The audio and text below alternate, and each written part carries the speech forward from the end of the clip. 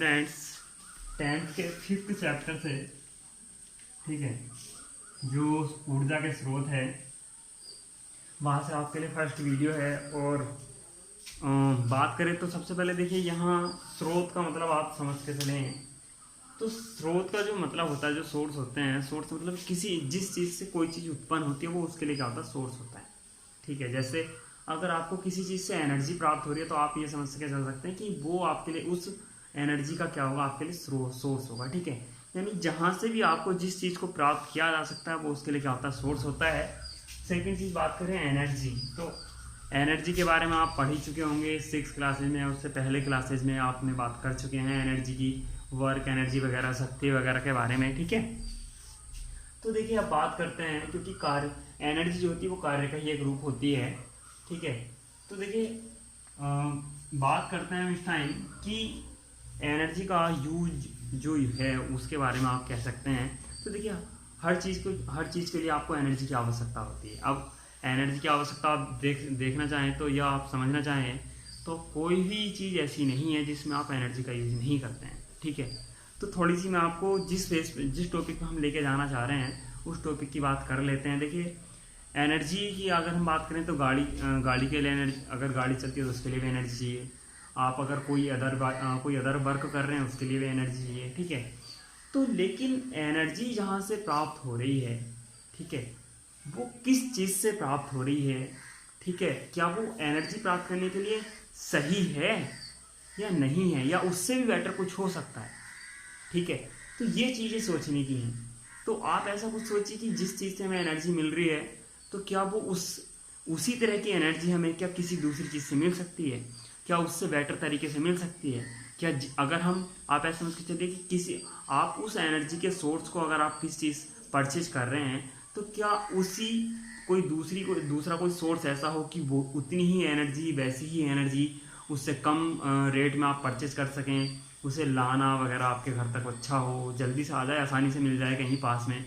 तो आप इस तरह की चीज़ समझ के चलिए। जैसे एक छोटा सा एग्जांपल मैं दूँ कि मेडिसिन होती हैं। ठीक है, तो जो मेडिसिन की कंपनियां होती हैं उनके नाम अलग अलग होते हैं, सोल्ट एक ही होते हैं। ठीक है, तो कुछ मेडिसिन जो होती हैं जिनके सोल्ट होंगे सेम होते हैं तो कुछ थोड़ी सस्ती हो जाती हैं, कुछ महंगी होती हैं। कुछ दवाइयाँ ऐसी होती हैं कि जो आपके एरिया में मिल सकती हैं, कुछ ऐसी होती हैं उसी सोल्ट की भी नहीं मिल सकती।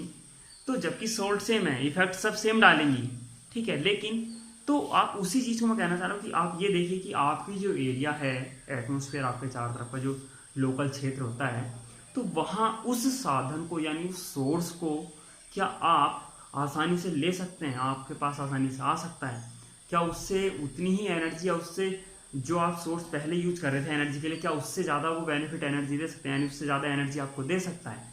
तो इन चीज़ों का आप सोचिए। तो हम बहुत सारी चीज़ों को सोचने के बाद अगर हम देखें तो हमारे पास जो ऊर्जा का स्रोत होना चाहिए वो बेस्ट कौन सा होना चाहिए, उसके लिए कुछ मानक निर्धारित किए गए। ठीक है, तो वे मानक कौन कौन से होते हैं उनके बारे में बात कर लेते हैं। तो देखिए सबसे पहला कि जो सोर्स आपके पास है, यानी जो आपका बेस्ट सोर्स होगा एनर्जी का, वो क्या हो, आपके पास सरलता से उपलब्ध होना चाहिए। यानी आप अगर उसको लेना चाहें, ठीक है, तो वो आपके लिए सरलता से उपलब्ध हो जाना चाहिए। ठीक है, नेक्स्ट बात करते हैं प्रति एकांक आयतन या द्रव्यमान। तो देखिए इसके बारे में मैं आपको बताऊँ, प्रति एकांक आयतन, जैसे अब आपके पास 10 किलो कोई सामान है, ठीक है, 10 kg, तो दो सोर्स आपके पास है 10 kg, दोनों की इक्वल मात्रा आपके पास आप परचेज कर चुके हैं। तो आप ये देखिए कि इसके 1 kg से और इसके 1 kg से किससे आप ज़्यादा एनर्जी प्राप्त कर सकते हैं। 1 kg का मतलब केवल 1 किलोग्राम की बात कर रहा हूँ। तो ये जो लिखा हुआ ना प्रति एकांक, यानी प्रति एकांक का मतलब 1 किलोग्राम के 10 भाग आपके हो सकते हैं, ये वाले इसके भी 10 भाग हो सकते हैं। तो इसके 1 किलोग्राम से ज़्यादा एनर्जी आपको मिल रही है, इसके 1 किलोग्राम से आपको ज़्यादा एनर्जी मिल रही है। ठीक है, जैसे कभी कभी ऐसा करते हैं ना कि आप कोई सामान खरीदते हैं तो उसकी जो मोटाई वगैरह होती है उस सामान की, जैसे आप अगर शुगर की बात करें तो उसमें जो होता है चीनी जो होती है उसकी बात करें तो कुछ को आप देखेंगे, आप जब शॉप से परचेज करने जाएंगे तो कुछ छोटी होती है, कुछ पतली होती है, कुछ मोटी होती है। या शुगर केन की ही बात करें जिससे ये बनती हैं, जो फैक्ट्री में जाता है, तो कुछ ऐसे होते हैं कि बहुत लेंथ भी होती है, उनकी लेंथ ज़्यादा होती है, काफ़ी मोटाई भी होती है, कुछ ऐसे होते हैं जो कुछ पतले होते हैं, लेंथ कम होती है। तो उस तरह की चीज़ों की बात कर रहा हूँ कि पर प्रति एकांक वॉल्यूम या प्रति एकांक आयतन, या तो उसमें किस जो सोर्स आपके पास है उनमें किस में प्रति एकांक आयतन में द्रव्यमान में ज़्यादा आपको एनर्जी मिल सकती है, ये आपको कंफर्म करना होगा। तो जिसमें आपको ज़्यादा एनर्जी मिलेगी वो आपके लिए बेस्ट होगा। ठीक है, नेक्स्ट भंडारण तथा परिवहन। भंडारण से मतलब उसको इकट्ठा करके रखना, परिवहन का मतलब एक जगह से दूसरी जगह ले जाना, ट्रांसफ़र करना। ठीक है, वो आसान होना चाहिए, यानी भंडारण आप बहुत आसानी से कर सकते हो, परिवहन यानी इधर उधर आप उसे बहुत आसानी से ले जा सकते हो या उसका ट्रांसफ़र करा सकते हो। और सबसे मेन चीज़ वो आपका सस्ता भी होना चाहिए। ठीक है, क्या होना चाहिए, इन सारी क्वालिटी के साथ साथ उसकी जो रेट है यानी उसकी जो मूल्य है वो क्या होना चाहिए, बहुत कम भी होना चाहिए। ठीक है, यानी सस्ता होना चाहिए वो। देखिए, अब ऊर्जा के बहुत तरीके के सोर्स होते हैं। तो अभी तो फिलहाल हम बात करते हैं ऊर्जा के पारंपरिक स्रोत। पारंपरिक का मतलब परंपरागत, परंपरा का मतलब जैसे बहुत पहले से, जैसे ऐसा बोलते हैं ना रूढ़िवाद, ऐसे बोलते हैं ना कि जैसे ये तो हमारी पुरानी परंपरा है, बुजुर्गों से चली आ रही है, इस तरह की जो बातें हम करते हैं तो वो कहलाती है परंपरा, यानी बहुत पहले से जिन चीज़ों को आप यूज़ करते चले आ रहे हैं जिनका, तो वे चीज़ें आती हैं परंपरागत स्रोतों में। तो दो तरह के स्रोत होते हैं वैसे, केवल आज हम परंपरागत स्रोत के बारे में बात करेंगे। जो गैर परंपरागत होते हैं उनके बारे में बाद में बात करेंगे। ठीक है, जो इसके दूसरे टाइप है। तो फिलहाल हम परंपरागत स्रोतों के बारे में बात करते हैं। ठीक है, तो परंपरागत स्रोतों में क्या होता है, देखिए वे ऐसे स्रोत होते हैं जो बहुत हम पहले से बुजुर्गों के टाइम से यूज करते चले आ रहे हैं। ठीक है, तो वे क्या होते हैं, परंपरागत स्रोत में होते हैं। नेक्स्ट जीवाश्म ईंधन क्या होते हैं। देखिए परंपरागत स्रोतों को देखिए तीन भागों के रूप में जानते हैं। जो फोर्थ है, ठीक है, वो इनके सुधार के रूप में जाना जाता है। तो फर्स्ट है जीवाश्म ईंधन, सेकेंड है तापीय विद्युत संयंत्र, नेक्स्ट है जल विद्युत संयंत्र, और नेक्स्ट है इसमें जिसको मैंने भी बात की सुधार के रूप में जानते हैं। तो जो पारंपरिक स्रोत हैं इनके सुधार के रूप में जाना जाता है, जिसमें बायोगैस, जैव मात्रा है, बायोमास शामिल है, इसको बायोगैस संयंत्र के रूप में भी जानते हैं। या पवन ऊर्जा, जो पवन चक्कियों से प्राप्त कर सकते, जो पवन ऊर्जा थी उससे आप एनर्जी प्राप्त कर सकते थे, किस तरह से करते हैं उसको आगे बात करेंगे, किस इंस्ट्रूमेंट से करते हैं। ठीक है, तो ये चीज़ें आप यहाँ समझ के चलिए कि ये तीन मेन होते हैं। उसके बाद ये सुधार में दो चीज़ों को और यूज किया गया। तो देखिए बात करते हैं जीवाश्म ईंधन की। सबसे पहले तो आप अगर छोटी क्लासों में देखें तो आपने पहले पढ़ा होगा कि जीवाश्म ईंधन क्या होता है। तो आपने सुना होगा कि करोड़ों लाखों करोड़ों वर्षों पहले जो जीव थे वो पेड़ पौधे सब नीचे पृथ्वी के नीचे यानी बहुत नीचे दब गए थे। ठीक है, वो काफ़ी समय तक नीचे दबे रहे ज़मीन के नीचे। तो उससे क्या हुआ, वो एनर्जी के रूप में यानी जीवाश्म के रूप में कन्वर्ट हो गए। ठीक है, तो उन्हीं से जो प्राप्त ईंधन होते हैं वो क्या कहलाते हैं, जीवाश्म ईंधन कहलाते हैं। उनमें देखिए कोयला, पेट्रोलियम इस तरह के जो आते हैं। और देखिए कोयला, पेट्रोलियम जीवाश्म ईंधन के रूप में तो आते हैं। आप ध्यान रखिएगा ये अनवीनीकरण स्रोत भी होते हैं। कौन से होते हैं, अनवीकरणीय स्रोत या अनवीनीकरण स्रोत। तो देखिए अनवीकरणीय का मतलब आपको बताऊं, देखिए आप ऐसा समझ के चलिए आपके पास फ़ोन की बैटरी है, फ़ोन आप परचेज कर चुके होंगे, अधिकांश सभी के पास फ़ोन होता है, तभी आप ये वीडियो भी देख रहे हैं। तो फ़ोन की जो बैटरी होती है एक बार जब डिस्चार्ज हो जाती है आप इसको दोबारा रिचार्ज कर सकते हैं। ठीक है, आप क्या कर सकते हैं, रिचार्ज कर सकते हैं। या जब आपकी खुद की एनर्जी डाउन हो जाती है तो आप खाना वगैरह खाते हैं और बहुत सारी चीज़ें ऐसी यूज करते हैं जिनसे एनर्जी आपकी बॉडी की आ जाती है, यानी रिचार्ज हो जाते हैं आप। तो जिन चीज़ों को आप रिचार्ज कर सकते हैं वो नवीकरणीय होते हैं, और जिन चीज़ों को आप केवल एक बार यूज कर सकते हैं उनको वापस दोबारा यूज नहीं कर सकते, तो वे क्या हो जाते हैं, अनवीकरणीय हो जाते हैं। एग्जाम्पल के तौर पर बता रहा हूँ, देखिए पेट्रोलियम पदार्थों से मतलब है डीजल है, पेट्रोल है, केरोसिन का तेल है। ठीक है, ये सारी चीज़ें, एलपीजी गैस हो गई। तो क्या आप ऐसा समझ लीजिए गाड़ी में आपने 2 लीटर 3 लीटर तेल डलवाया, आपने उसका यूज कर लिया, गाड़ी चली 2 या 3 लीटर तेल से, आपने उसका यूज कर लिया, क्या गाड़ी की टंकी में वो तेल वापस आ सकता है अपने आप, नहीं। तो इसका मतलब आप उसको दोबारा जो चीज़ एक बार गाड़ी की टंकी से पेट्रोल जो निकल के इंजन में गया, इंजन में उसका दहन हुआ, इंजन ने वर्क किया, वो एक जगह से दूसरी जगह चली गई, गाड़ी आपको एक जगह दूसरी जगह लेके गई, वापस ले आई, तो वो उसकी जो एनर्जी थी पेट्रोल की वो आपको इधर उधर एक जगह से दूसरी जगह ले जाने में फिर वापस लाने में आपको खर्च हो गई। तो क्या आप उस पेट्रोल को दोबारा टंकी में ला सकते हैं, नहीं ला सकते।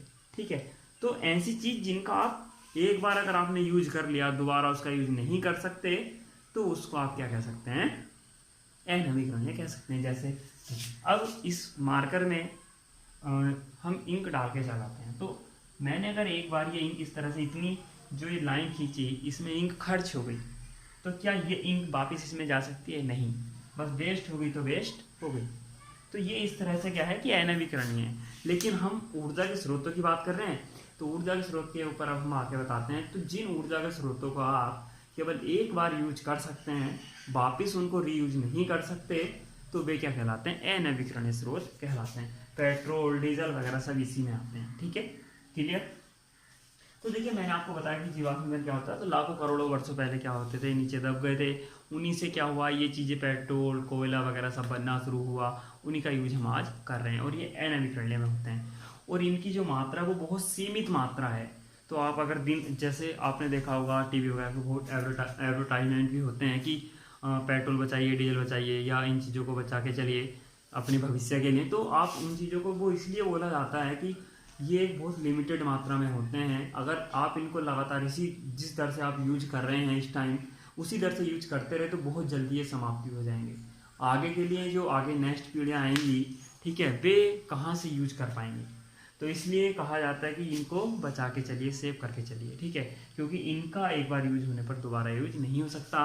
तो पेट्रोल, डीजल इंजन वगैरह जितनी भी चीज़ होती हैं, ये सब किस में आती हैं? अनवीकरणीय में आती हैं और जीवाश्म ईंधन के रूप में आती हैं। तो आप ध्यान रखिएगा, जीवाश्म ईंधन जो होते हैं वो क्या होते हैं? अनवीकरणीय होते हैं। और ये क्या होते हैं? बहुत सीमित लिमिटेड मात्रा में होते हैं। ठीक है, जब ऊर्जा की मात्रा, आप ऐसा समझ लीजिए कि जो ऊर्जा थी उसकी ज़्यादा आवश्यकता हुई, तब इनका यूज करना शुरू किया गया था।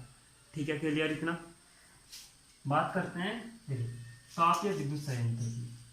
तो इसमें क्या होता है, देखिए हमारे पास जो स्ट्रीम होती है, आप स्ट्रीम किससे बनाएंगे? पानी से। पानी को गर्म कीजिए आप, ठीक है, पानी की स्ट्रीम जो होती है, ठीक है, उसको अब देखिए, चलिए इससे यहाँ एक मिनट रुकिए, यहाँ से पहले मैं तो आपको बताऊँ, एक टरबाइन होती है। मैंने जैसे आपको जनरेटर पढ़ाया है, एसी जनरेटर, तो जो एसी जनरेटर होता है, आप एक तरह समझ लीजिए उसी को एक तरह से आप टरबाइन कह सकते हैं, क्योंकि उसके जरिए इलेक्ट्रिक करंट आप उत्पन्न कर सकते हैं टरबाइन से। ठीक है, उसमें क्या होता है, पंखुड़ियाँ होती हैं, और पंखुड़ियों को क्या किया जाता है? बहुत तेज़ी से घुमाया जाता है किसी चीज़ के जरिए। आप ऐसे समझ के चलिए कि टरबाइन को आपको घुमाना है, टरबाइन घूमेगी तो इलेक्ट्रिसिटी उत्पन्न होनी शुरू हो जाएगी। तो टरबाइन क्या है, देखिए टरबाइन को कई तरीक़ों से आप यूज कर सकते हैं। टरबाइन को बहुत सारे तरीके होते हैं घुमाने के, जिनमें से 2 आपके सामने लिखे हुए हैं। तो आज हम केवल आपको तापीय विद्युत संयंत्र के बारे में बात करेंगे, बाकी नेक्स्ट वीडियो में बात करेंगे। तो तापीय विद्युत संयंत्र की हम बात करें तो क्या होता है कि जो हमारे पास भाप होती है, भाप स्ट्रीम जो होती है, तो पानी को गर्म करके बनाई जाती है। उसको क्या किया जाता है, स्ट्रीम को जो बहुत अधिक प्रेशर से जो टरबाइन होती है उसकी पंखुड़ियों पर डाला जाता है। ठीक है, जब उसकी पंखुड़ियाँ घूमती है तो जो क्रोड होती है, मैंने बताया था, जो जनरेटर होता है उसकी आर्मेचर होती है, आर्मेचर को क्या करती है? घुमाना शुरू करती है। जब आर्मेचर घूमनी शुरू होगी, तो आर्मेचर के घूमने से क्या होता है, मैंने आपको बताया था कि उसकी पूरी प्रोसेस बता रखी है। जिसने नहीं देखी है वीडियो, वो जनरेटर वाली वीडियो एक बार देख ले तो पता लग जाएगा। तो जब आर्मेचर घूमती है तो वो क्या करेगी? टरबाइन इलेक्ट्रिसिटी उत्पन्न करना शुरू कर देगी, और फिर क्या होता है कि आप जो भी यूज करना चाहें आप उससे कर सकते हैं। ठीक है, तो तापीय विद्युत संयंत्र को इसीलिए बोला जाता है कि जो ऊष्मीय ऊर्जा होती है, ऊष्मीय ऊर्जा स्ट्रीम की जो एनर्जी होती है, उससे क्या होता है? इलेक्ट्रिसिटी को उत्पन्न किया जाता है। तो इसलिए इसको तापीय विद्युत संयंत्र भी बोला जाता है।